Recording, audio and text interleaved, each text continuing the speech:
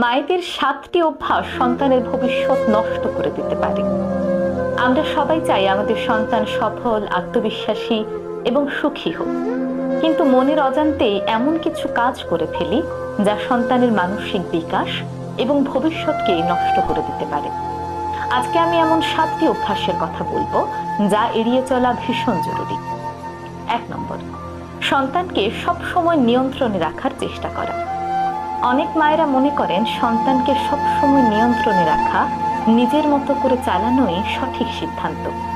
সন্তান কি পড়বে, কি খেলবে, কার সাথে মিশবে, সে কি কি করবে, সব কিছু মায়েরা নিজের সিদ্ধান্তে চালনা করার চেষ্টা করেন। মনে করেন এটাই সম্ভবত সন্তানের জন্য মঙ্গল বয়ে আনবে, কিন্তু এটি একটি ভুল ধারণা। এমন ভাবে সন্তানকে চালালে আপনার সন্তান আত্মবিশ্বাস হারিয়ে ফেলবে। এতে করে সন্তান নিজের চিন্তা ভাবনা এবং নিজের মতো করে সিদ্ধান্ত নেওয়ার ক্ষমতা হারিয়ে ফেলে। ফলে বড় হয়ে তারা স্বাধীনভাবে বাঁচতে ভয় পায়, যে কোনো সিদ্ধান্তের জন্য অন্য কারো উপর নির্ভর করে, সুন্দরভাবে সঠিক কোনো সিদ্ধান্ত নিতে পারে না। তাই আজ থেকেই এই অভ্যাসটি বাদ দিতে হবে। 2 নম্বর, সন্তানকে ভুল করতে না দেওয়া। ভুল মানুষের জীবনেরই একটি অংশ। মানুষ ভুল থেকেই শিক্ষা গ্রহণ করে, কিন্তু মা হিসেবে আপনি যদি আপনার সন্তানকে কোনো রকম ভুল করতে না দেন, কিংবা ভুল হলেই প্রতিনিয়ত তাকে বকাঝকা করতে থাকেন, তাহলে আপনার সন্তান জীবনে ঝুঁকি নিতে ভয় পাবে। সন্তান জীবনে যদি ঝুঁকি নেওয়া বন্ধ করে দেয়, তাহলে কিন্তু শেখার পথও বন্ধ হয়ে যায়।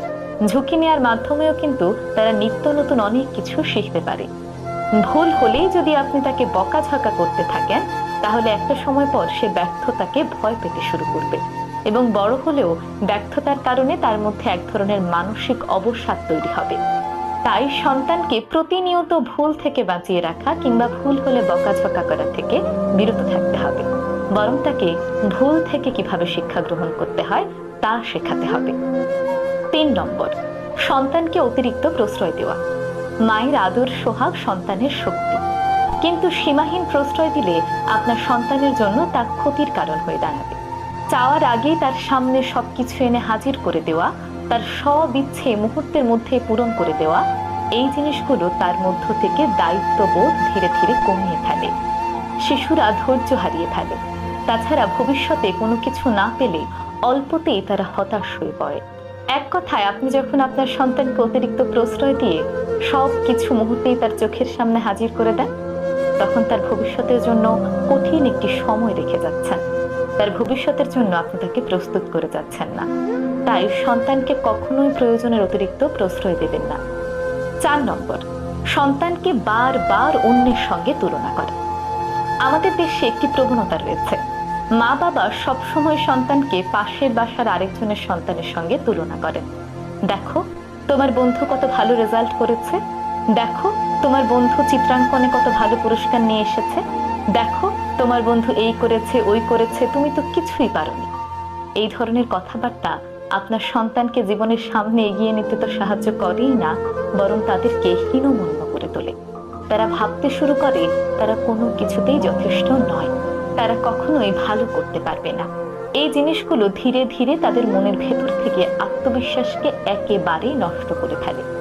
যখন দেখে তারা যাই করে না কেন অন্য কারোর সঙ্গে তাদের তুলনা করা হচ্ছে, একটা সময় পরে গিয়ে তারা চেষ্টা করাই বন্ধ করে দেয়। কারণ তারা মনে করে তারা যতই চেষ্টা করুক না কেন, পাশের বাসার ওই ছেলেটির চেয়ে কখনোই ভালো হতে পারবে না। ফলে তাদের আত্মবিশ্বাস যেমন কমে যায়, তেমনি কাজ করার স্পৃহাও কমে যায়। তাই আপনার সন্তানকে প্রতিনিয়ত অন্য কারোর সঙ্গে তুলনা করবেন না, বরং তার নিজের জায়গা থেকে কতটা ভালো করতে পারে তার জন্য সব সময় অনুপ্রেরণা যোগাবেন। 5 নম্বর, নেতিবাচক ভাষা ব্যবহার থেকে দূরে থাকুন।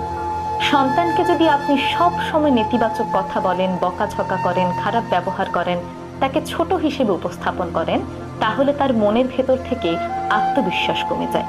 তার মনটা অনেক ছোট হয়ে থাকে। সে মনে করে সে যাই করুক না কেন মায়ের চোখে কখনোই ভালো হতে পারবে না।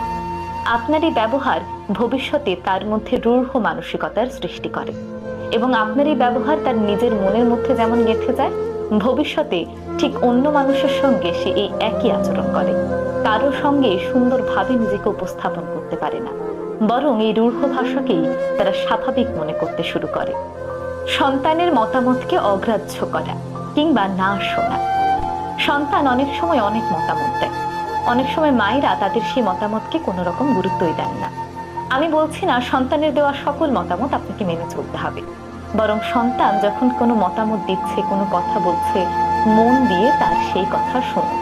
সঠিক হলে সেই কাজটি করার চেষ্টা করুন, আর ভুল হলে সুন্দর করে তাকে বুঝিয়ে বলুন।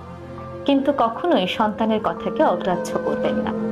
মা যদি সন্তানের কথাকে গুরুত্ব না দেয়, তাহলে ধীরে ধীরে তারা তাদের অনুভূতি প্রকাশ করতে ভয় পায়, নিজেকে ভেতরের দিকে গুটিয়ে নেওয়ার চেষ্টা করে এবং ভবিষ্যতে সবসময় নিজের আত্মপ্রকাশে ভয় পায়।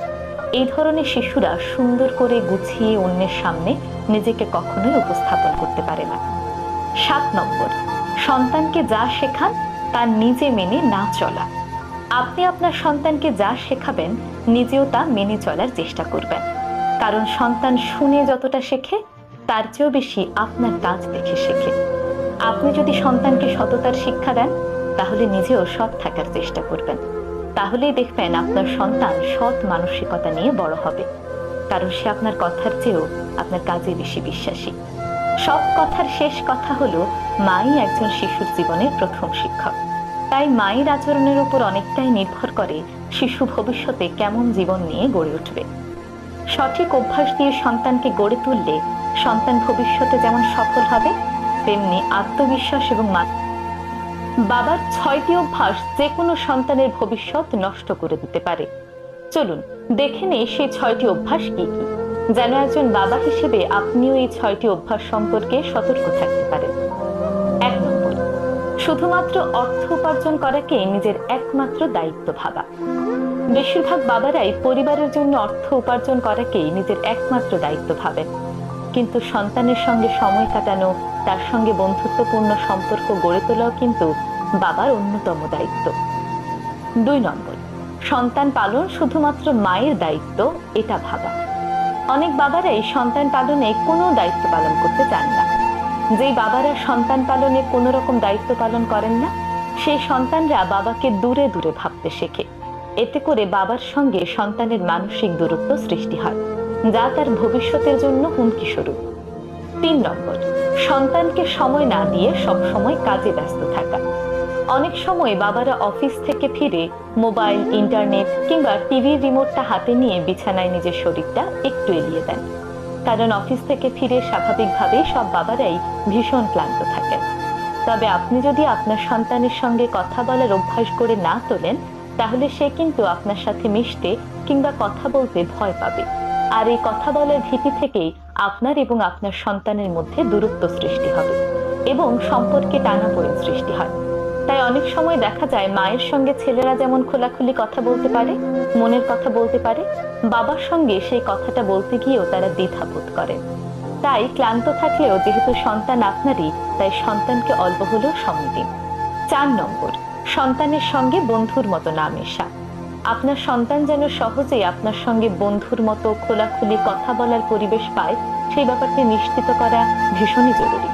নয়তো আপনার সন্তান সহজেই বাইরের ভুল সঙ্গ, খারাপ সঙ্গ কিংবা ইন্টারনেটের ভুল পথে পরিচালিত হবে। আর সে যদি সাহস করে আপনার সঙ্গে বন্ধুর মতো খোলাখুলি কথা বলার অভ্যাস গড়ে তোলে, তাহলে সহজেই কিন্তু সে বাইরের ভুল পথে পরিচালিত হবে না। 5 নম্বর, স্ত্রীকে সন্তানের সামনে অপমান করা। শিশুদের সামনে যখন তাদের মাকে গালিগালাজ, অপমান কিংবা খারাপ ব্যবহার করা হয়, তখন শিশুরা মানসিকভাবে ভেঙে পড়ে এবং ছোটবেলার এই ট্রমা বড় হলে তারা নিজেদের সঙ্গে বহন করে বেড়ায়।